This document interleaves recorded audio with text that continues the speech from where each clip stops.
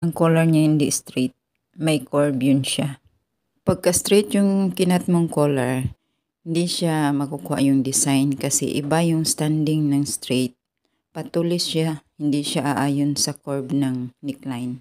Patulis yung pagka-standing niya, hindi siya katulad sa ginagawang design nga, original.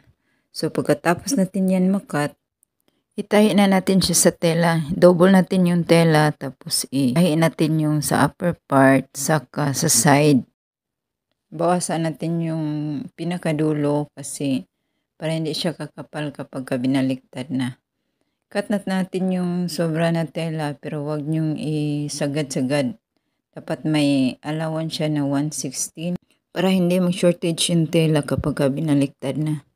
Tapos apakan natin yung sa may side na wala siyang crinoline. Apakan natin siya